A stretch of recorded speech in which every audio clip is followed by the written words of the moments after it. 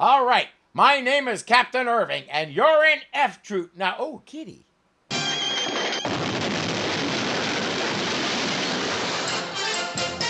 As we begin today, Wrangler Jane just rode into the fort. Hi, Wrangler. Hi, Garn. What you got there? It's a letter for Captain Parmenter. I figured it might be important. Yeah, it might at that. Hey, you can't read that. It's from Army headquarters. He'll settle for listening at the door. I've been transferred to Fort Riley. No. They can't take you away from us, sir. Oh, no, it's just temporary duty. They want me to go to command school and take a 2-week course in new techniques in military strategy. This is the best news Sergeant O'Rourke has heard in ages. With the captain away, I can finally get started on the best money-making deal that O'Rourke Enterprises ever had. What's that? Mail-order brides. Order bride. Oh, sorry. It's time for the captain to say goodbye to the troops for a little while. Sorry about the bugling, Captain. Oh, you did a very nice job, Dobbs. It didn't sound a bit like my old Kentucky home. Well, thank you, sir. Attention! All right, now let's pull in those stomachs and pull back those shoulders. Look like somebody. Oh, now, let's not be too harsh on them, Sergeant. Remember, he said that.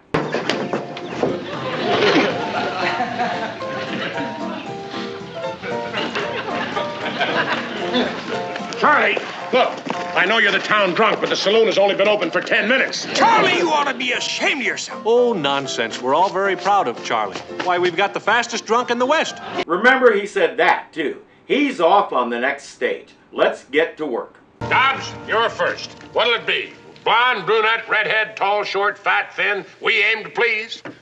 Well, I like a gal between 21 and 28. 21, 28. Blonde, blue eyes, Uh-huh. real good personality, and a whale of a figure. Ah, fine. He does have a source from which to fill all these orders, right? Sarge, how are you going to fill out all these orders? Hey, Garn, in the matchmaking business, you solve one problem at a time. I think he should have said, time at problem one solve you, Agarn, because he's doing this backwards.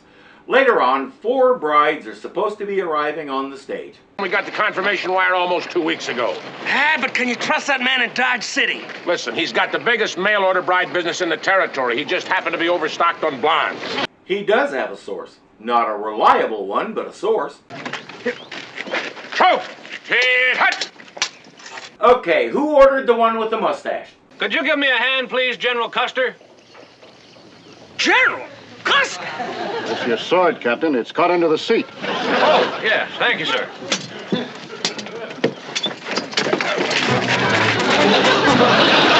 Remember, he grew that in 2 weeks. What a man! Well, certainly not.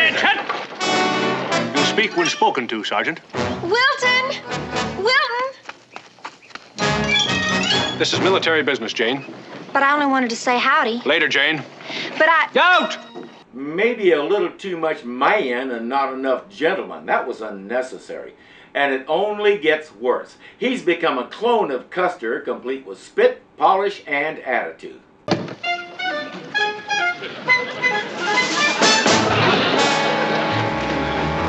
Dobbs, run this man out of town. But, Captain, what are we going to do for a town drunk? We're not going to have one. And I'm ordering the saloon closed, too. Agarn asks the obvious question, who are you and what have you done with our captain? Parmenter threatens him with a firing squad for insubordination. I'm not sure who he thinks would be in that firing squad, because right now the men like Agarn a lot more than they like Parmenter. Bugler, sound assembly.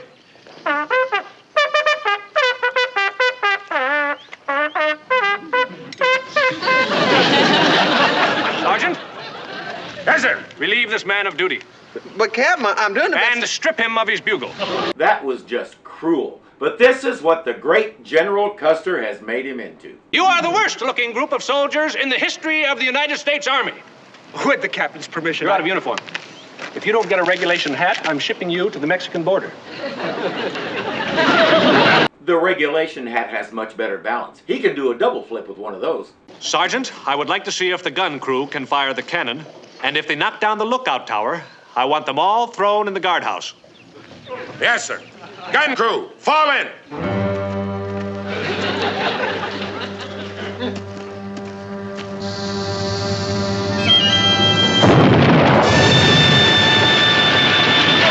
I keep telling them not to put a cannonball in it. That would solve the problem.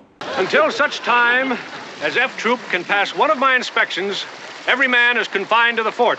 This isn't going to do wonders for O'Rourke Enterprises, especially if those brides ever show up. There's only one thing to do: sneak out and go see Wild Eagle. They want him to stage a fake attack on the fort. You want Indian attack? We give you Indian attack.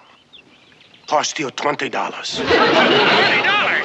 That ain't no Indian attack, that's highway robbery. Then go to Apaches. They'd be glad to attack for nothing. Oh, don't worry. Everybody will get their share of the money. They have a union.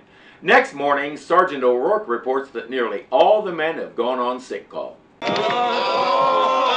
lingerers! We've got some mighty sick boys here, Captain. Jane, what are you doing here? I'm taking care of these mighty sick boys. Yeah, they're mighty sick, Captain. You don't even know what's the matter with them. They're suffering from a disease called the Parmenter colic. You make them sick. Yeah, that went right past him. But this won't.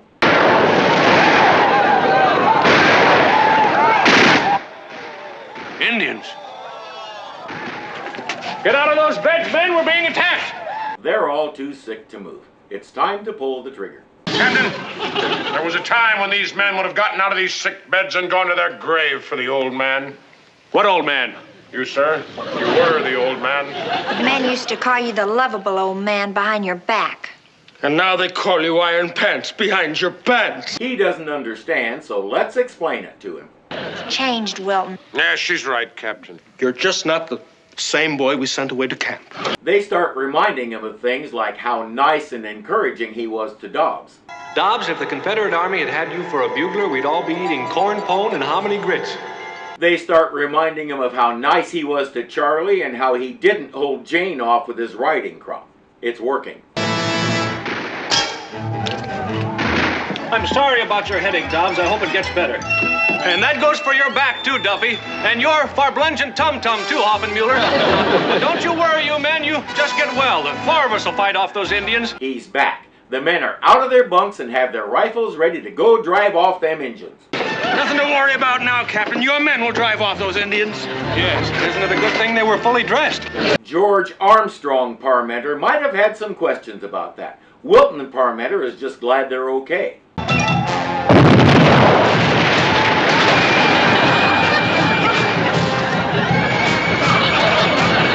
Well, that was certainly effective. What do you know? It was effective. And at long last, those four brides are here. Is there a Corporal Agon here? Is there a Private Duffy here? Is there a Private Dobbs here? And I'm looking for a Private Hoffenmuller. Well, all those men have been transferred to Fort Riley. All right. Hey, you know how orders get mixed up in the mail. Somewhere else out on the frontier, four guys in their 80s are wondering if their mail order brides are going to send them back as defective. If you're enjoying this, be sure to click the thumbs up button to show you like it. If you're not subscribed yet, punch me in the face right here and get it done. And don't forget that you can become a patron and help keep this kitty fed. The link is below. Until next time.